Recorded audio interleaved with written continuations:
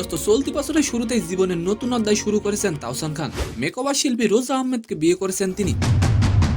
দোস্ত তবে তাওসানের বিয়ে নিয়ে মুখ খুলেননি তার প্রাক্তন স্ত্রী মিথিলা। দোস্ত তবে জল্পনা কল্পনা শেষে এবার বোমা ফাটালেন মিথিলা। এন্ড সেকেন্ড নিউজটি থাকবে দোস্ত শেখ সাদি ও পরিমণির প্রেমের গুঞ্জন উঠেছে সোশ্যাল মিডিয়ায়। শেখ সাদি বলেছিলেন পরিমণির সাথে তার কোনো প্রেমের সম্পর্ক নেই।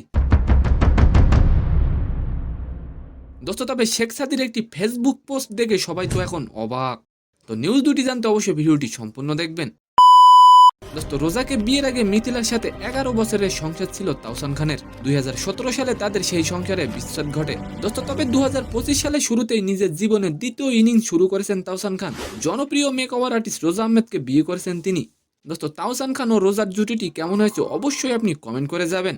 তাওসানের বিয়ের পর মিথিলার প্রতিক্রিয়া কি ছিল সেটা জানতে ব্যাপক আগ্রহী ছিলেন ভক্তরা।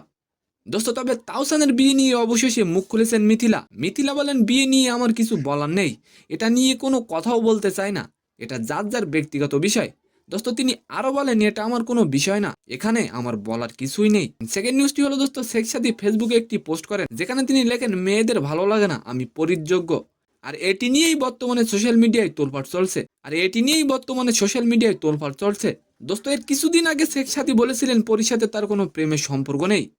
তবে সাদির পোস্টকে ঘিরে সবাই মনে করছেন তিনি বর্তমানে পরীর প্রেমে পড়েছেন। তো সম্মানিত দর্শক, আজকের ভিডিওটি কেমন লাগলো অবশ্যই কমেন্ট বক্সে জানাবেন। আর ভিডিওটি যদি ভালো লাগে অবশ্যই একটি লাইক দিয়ে আমাদের চ্যানেলটিকে সাবস্ক্রাইব করে দিবেন। ধন্যবাদ।